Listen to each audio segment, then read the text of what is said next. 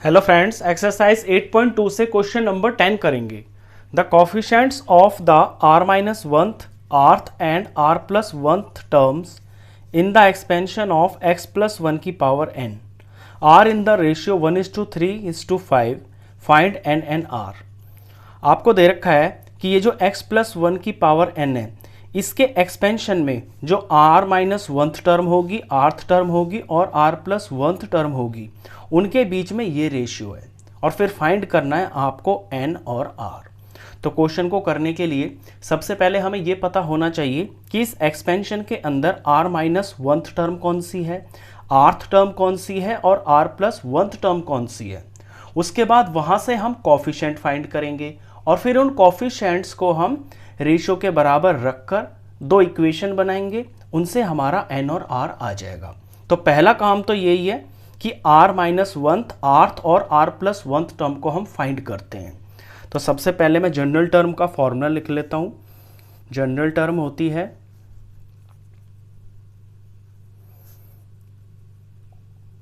General term को हम लिखते हैं t r प्लस 1 की फॉर्म में, और ये बराबर होता है n c r a की पावर n माइनस r और b की पावर r। a और b यहाँ पे होते हैं जो आपके ब्रैकेट के अंदर पहला और दूसरा नंबर होता है, n पावर होती है। अब हम निकालेंगे पहले r माइनस वंथ टर्म। तो मैं निकाल रहा हूँ t r माइनस 1। देखिए ये टी आर माइनस वंथ टर्म में निकाल रहा हूँ। आपको पता है कि जौन सी हम टर्म निकालते हैं उसमें जो आर होता है वो एक कम होता है। जैसे अगर हम फिफ्थ टर्म निकाल रहे हैं तो उसमें आर जो है वो 4 होगा, क्योंकि आर एक कम होता है। तो इस टी आर माइनस 1 को मैं टी आर प्लस 1 की इसकी फॉर्म में जब लिखूंगा तो ध्यान देना आप, मेरे को प्लस 1 तो यहाँ चाहिए ही, और यहाँ पे r कुछ इस तरह का होगा कि ये नीचे सॉल्व होके ये r माइनस 1 के बराबर ही हो जाए। तो यहाँ r माइनस वंथ टर्म अगर मैं निकाल रहा हूं तो इससे एक कम हो जाएगा r माइनस 2। r माइनस 2 यहाँ पे जो r काम करेगा मेरा इस फॉर्मूले के अंदर वो r माइनस 2 होगा। ये कॉन्सेप्ट आप समझ गए। अब जब मैं इसे सिंप्लीफाई करूंगा तो ये r माइनस 1 के बराबर ही हो जाएगा। r तो r है ही, माइनस 2 और प्लस 1 ये माइनस 1 हो गया। तो सबसे पहले तो आपको इस चीज़ को ठीक करना है कि आपको r पता होना चाहिए कि आप जनरल टर्म में r क्या रखोगे। जौन सी टर्म आप निकाल रहे हो r उसमें जो है एक कम होता है।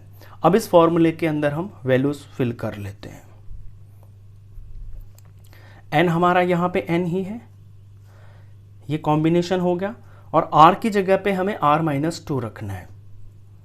r माइनस 2 a यानी कि जो पहला नंबर है आपका ब्रैकेट में, ये यहाँ पे x है तो x हो गया, और x की पावर होती है n माइनस r।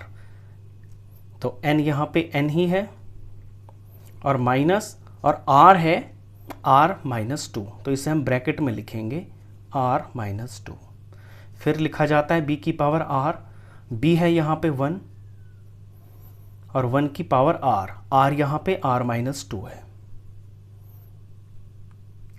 अब आपको समझना है कि यहाँ पे आपको जो कॉफिशिएंट निकालना है, यानी जो इसका कॉफिशिएंट होगा, इसे समझिए पहले। तो कॉफिशिएंट इसके अंदर क्या होगा, पीछे आपने ये क्वेश्चन किए थे कि किसी टर्म के अंदर आपको एक्स स्क्वायर का कॉफिशिएंट निकालना है।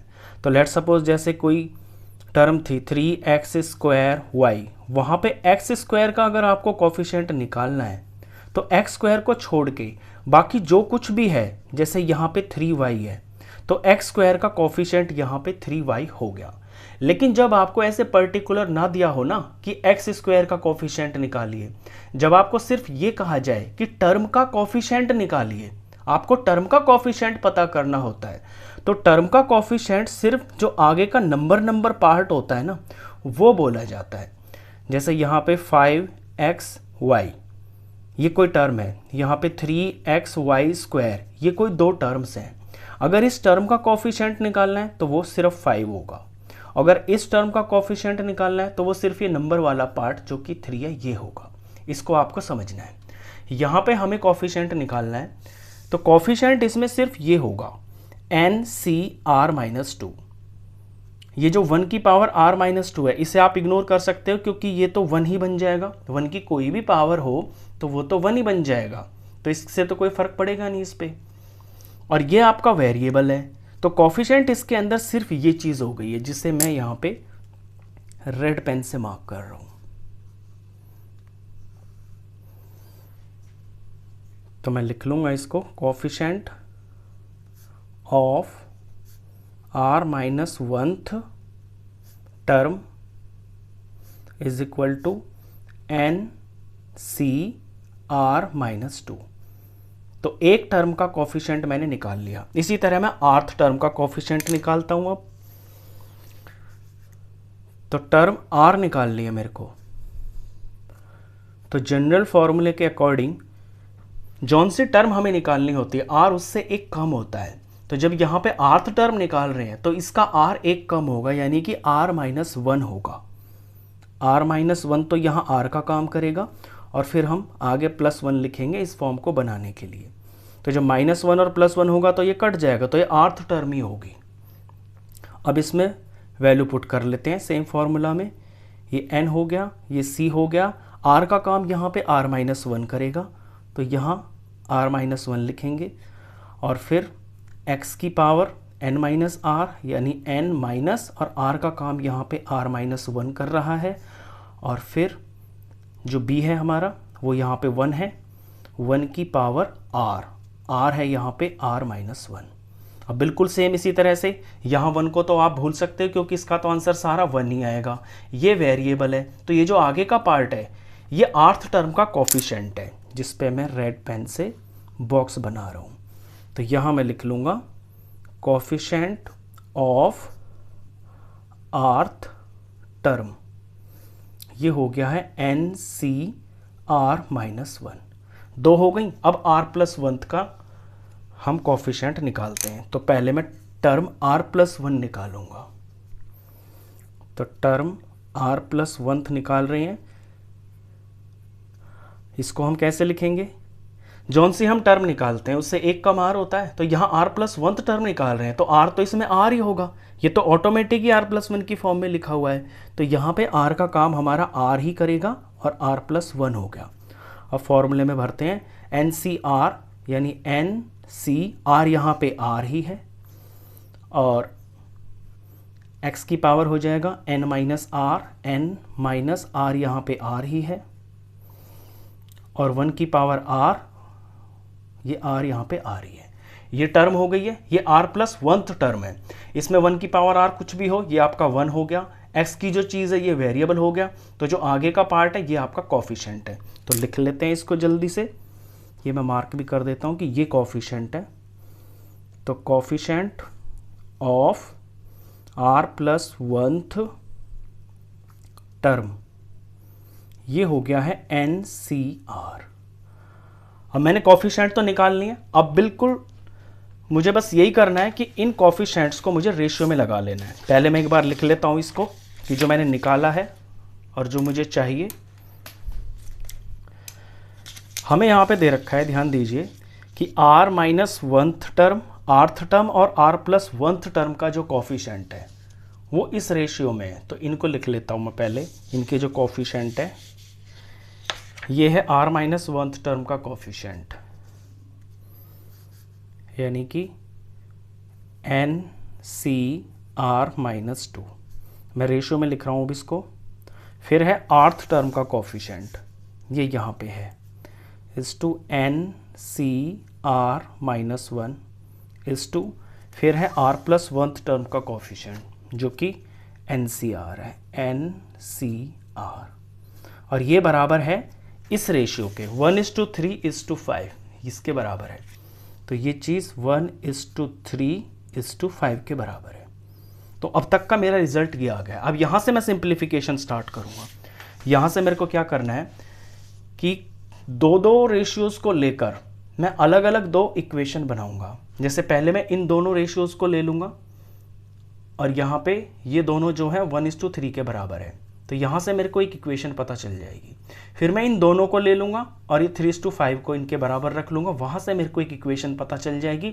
और जैसे हम लीनियर इक्वेशंस इन 2 वेरिएबल्स के अंदर 2 वेरिएबल्स की वैल्यू पता करते थे, ठीक उसी तरह से मेरे को n और r की वैल्यू पता चल जाएगी। तो पहले मैं इन दोनों को ले रहा हूँ, NCr-2 इज टू NCr-1, ये बराबर होगा 1:3 के। अब रेशो को हम ऊपर नीचे लिख सकते हैं डिवाइड की फॉर्म में, फ्रैक्शन फॉर्म में, वही मैं करूँगा। NCr-2 अपॉन में NCr-1 बराबर ये 1 है और ये नीचे वाला 3 के बराबर है। अब इनकी मैं वैल्यू निकाल लेता हूँ। तो NCr का हम इसमें फॉर्मूला लगाएंगे, फॉर्मूला आपको पता होगा, नहीं तो देखिए एक बार फिर से दिखा देता हूँ। NCr बराबर होता है n फैक्टोरियल, नीचे में r फैक्टोरियल और इसके इनटू में इनका डिफरेंस यानी n माइनस r फैक्टोरियल। ये फॉर्मूला लगाएंगे, वैल्यू निकालेंगे। तो इसमें जो r का काम है वो r-2 कर रहा है, इस पे आपको ध्यान देना है। फॉर्मूला लगाते हैं n फैक्टोरियल अपॉन में r फैक्टोरियल, r है यहाँ पे r-2, तो इसी को मैं लिखूंगा नीचे में r-2 का फैक्टोरियल और फिर इस ब्रैकेट में n माइनस r। यहाँ r जो है आपका r-2 है, तो इसको ध्यान से लिखना आप। जब आप n माइनस r करोगे, r की जगह यहाँ r-2 है ना, तो यहाँ रफ में कर लेना है ऐसे, तो ये हो जाएगा n माइनस r और माइनस प्लस 2 हो गया। तो ये चीज़ आपकी आ जाएगी, ये चीज़ n माइनस r के बराबर, ये रिजल्ट आ गया है। तो इसी को मैं लिख लेता हूँ यहाँ पे n माइनस r प्लस में 2। ये ऊपर में मैंने फॉर्मूला लगा दिया, यहाँ पे ऐसे मैं नीचे में लगा देता हूँ। तो नीचे में n फैक्टोरियल अपॉन में r फैक्टोरियल जो कि यहाँ पे r-1 है और फिर n माइनस r करना है, तो ये मैं रफ में कर लेता हूँ n माइनस और r-1, तो n माइनस r हो गया और माइनस प्लस हो गया और ये 1 हो गया। तो नीचे में ये हो जाएगा n माइनस r प्लस 1। ये दोनों में मैंने फॉर्मूला लगा लिया और ये मेरा बीच में जो है ये फ्रैक्शन पार्ट है, ये जो मेरे बीच में ये बड़ी वाली डंडी है ये वाली, ये सारा जो बराबर है ये 1/3 के बराबर। तो यहाँ मैं लिख लेता हूँ 1/3, ऊपर 1 और इससे नीचे ये 3 है। अब इसको थोड़ा सिंप्लीफाई करते हैं, यहाँ पे कुछ चीज़ें कटेंगी यहाँ लेफ्ट साइड में, उन्हें हम काटेंगे। उससे पहले मैं इस फ्रैक्शन को जो है थोड़ा सा चेंज करके मल्टीप्लिकेशन फॉर्म में कर लेता हूँ। आपने 7th क्लास में सीखा होगा, जैसे 7/6 डिवाइडेड बाई 5/4, इस तरह से अगर आपका फ्रैक्शन होता है तो वो चीज़ 7/6 और इस डिवाइड का मल्टीप्लाई बन जाता है और अगला वाला जो है ये उल्टा हो जाता है, यानी 4/5 हो जाएगा। सेम वही मैं यहाँ पे करूँगा। तो इसे मैं डिवीज़न फॉर्म, अभी ये डिवीज़न फॉर्म में है ना, मैं इसे मल्टीप्लाई फॉर्म में कर लूँगा। तो n फैक्टोरियल अपॉन में r-2 फैक्टोरियल इनटू में n माइनस r प्लस 2, और इसके डिवाइड में ये चीज़ लिखी हुई है, तो जब मैं डिवाइड से इसको मल्टीप्लाई करूँगा तो ये चीज़ें ऊपर नीचे बदल जाएंगी, जो ऊपर की चीज़ है वो नीचे आ जाएगी।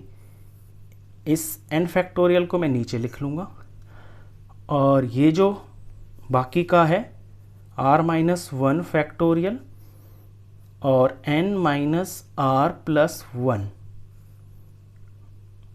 और ये फैक्टोरियल, यहाँ मैं फैक्टोरियल लगाना भूल गया, ये आप ध्यान देना, यहाँ फैक्टोरियल भी होगा। ये मैंने ऐसे कर लिया। ऐसे मैंने इसलिए किया ताकि मैं इसको सिंप्लीफाई आसानी से करूं, क्योंकि उसमें मुझे कुछ चीज़ें काटनी है ना, तो वो मल्टीप्लाई में जब हम लिखेंगे तभी कटती हुई दिखाई देंगी। और ये बराबर होगा 1/3 के। अब चीज़ें साफ दिखाई देंगी। अब यहाँ पे देखिए, यहाँ पे हम इस फैक्टोरियल्स को खोल के इसमें बहुत सारी चीज़ें कट जाएंगी। सबसे पहले तो ऊपर नीचे आपको ये n फैक्टोरियल ही दिख रहा है जो कट रहा है, जल्दी से काट देते हैं। ये काट दिया।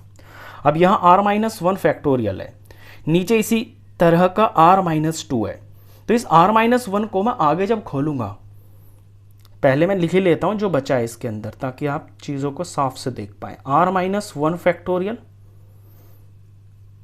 और n माइनस आर प्लस 1, ये फैक्टोरियल, ये तो ऊपर बच गया। नीचे में बचा है r माइनस 2 फैक्टोरियल और n minus R plus 2 factorial.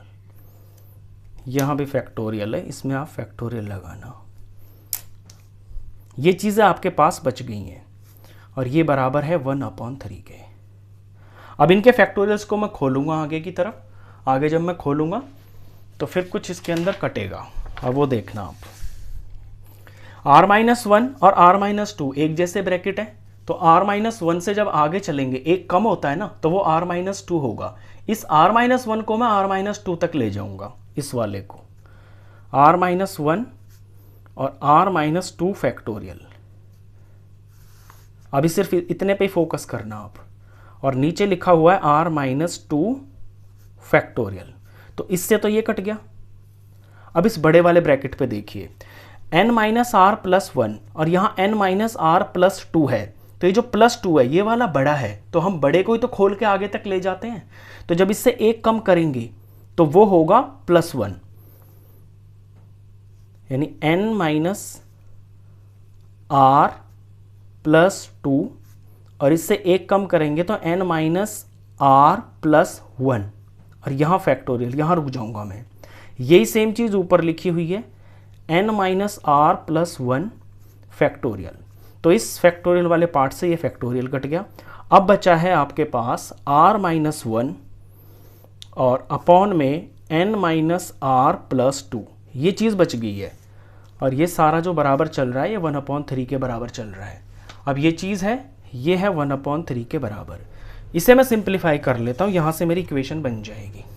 Cross multiply करेंगे हम, 3 को r से करेंगे तो ये 3r हो गया और माइनस 1 इंटू 3 माइनस 3 हो गया, इज इक्वल टू, यहाँ इसको 1 से करेंगे तो ये n minus R plus 2, same to same यही हो गया। अब r को एक तरफ लेते हैं तो 3r और ये माइनस का r इधर आएगा तो एक r और जुड़ जाएगा, तो ये हो गया 4r। n को एक तरफ लेता हूँ तो n इधर आएगा तो माइनस में हो जाएगा। और नंबर को मैं राइट साइड में रख लेता हूँ क्योंकि मेरे को बनानी है इक्वेशन।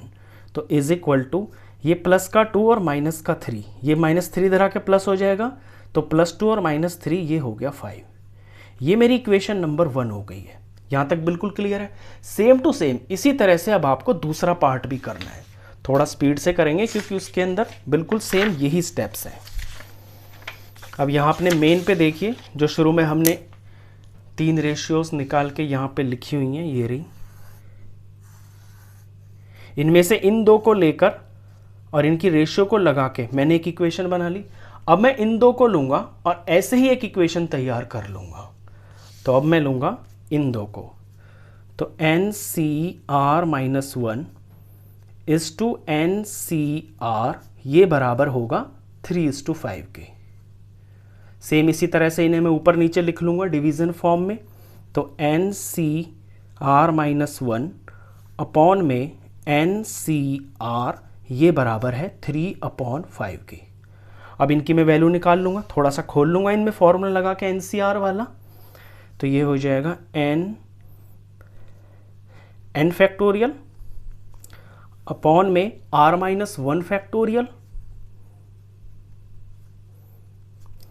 और यहाँ पे n माइनस आर करना है। तो रफ में देखिए, ये चीज़ आप रफ में कर लेना, एक स्टेप आपका बच जाएगा n माइनस आर, यानी r minus 1।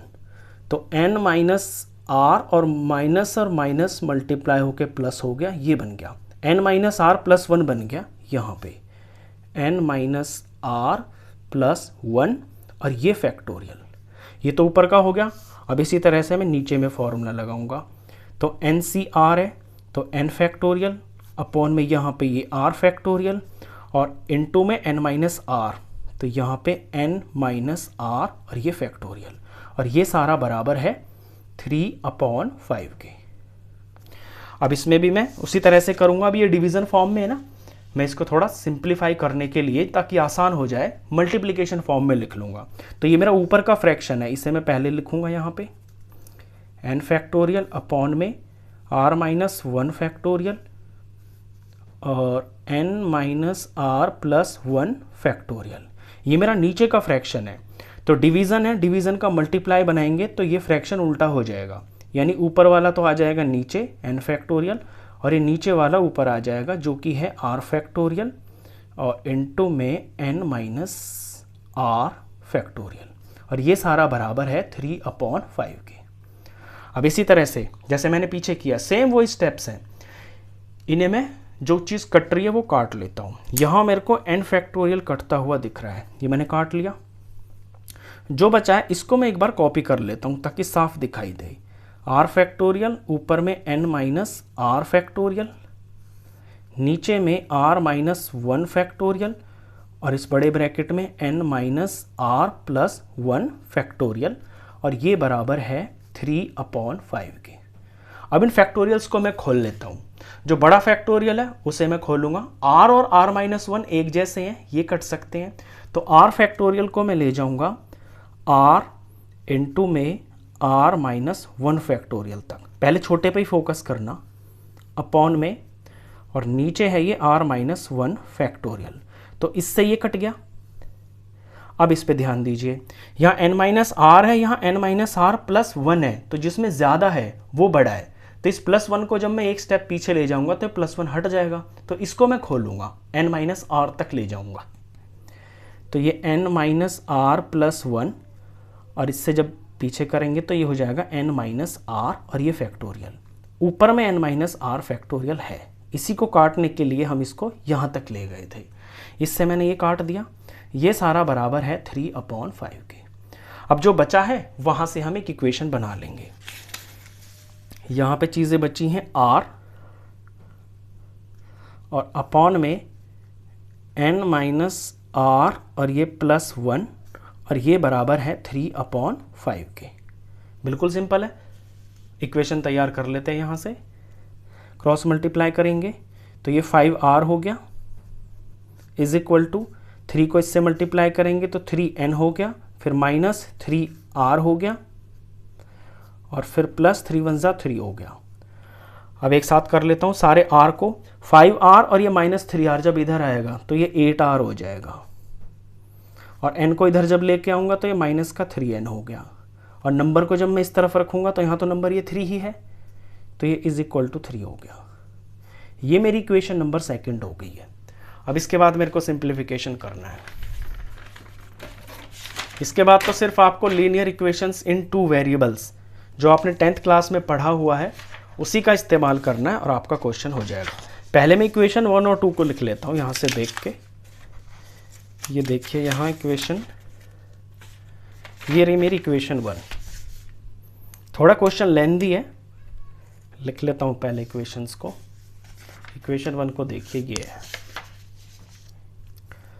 4r minus n is equal to 5। ये मेरी इक्वेशन 1 आई है।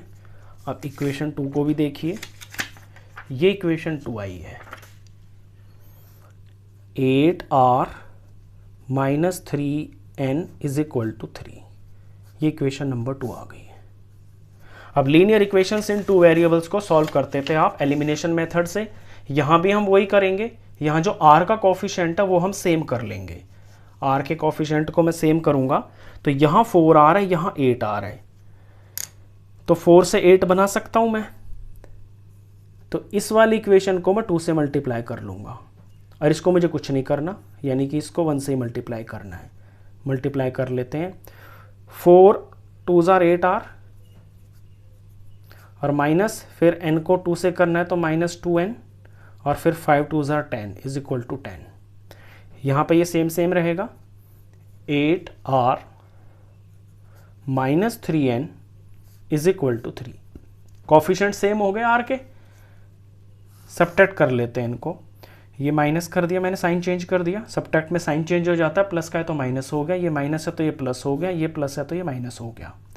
r टर्म से r वाली टर्म कट गई, 8r से 8r कट गया, प्लस का 3n और माइनस का 2n, तो एक n बचा, positive n is equal to 10 minus 3, ये 7 हो गया। तो n की वैल्यू तो आ गई आपकी 7। अब इस n की वैल्यू को आप किसी भी इक्वेशन में भर दीजिए। यहाँ पे आपको 1 2 3 4 ये 4 दिख रही है ना, इनमें से आप किसी में भर दीजिए। मैं सबसे छोटी इसके अंदर भर देता हूँ। तो लैंग्वेज लिखेंगे putting value of n is equal to 7 in equation 1। ये इक्वेशन है मेरी। 4r minus n is equal to 5। इसमें n की जगह मैं 7 पुट करूँगा, तो 4r minus 7 is equal to 5। और 4r, ये जो माइनस 7 है ये इधर चला जाएगा तो प्लस हो जाएगा 5 प्लस 7, और 4r इज इक्वल टू ये 12 हो गया। तो r की वैल्यू निकालनी है तो 4 यहाँ मल्टीप्लाई में, तो इधर जाके ये डिवाइड में हो गया, तो r की वैल्यू आ गई है 3, डिवाइड करके 3 आ गया। इस तरह से आपका n भी आ गया और r भी आ गया। क्वेश्चन थोड़ा सा लेंथी है लेकिन स्टेप्स बिल्कुल सिमिलर है। क्वेश्चन खत्म।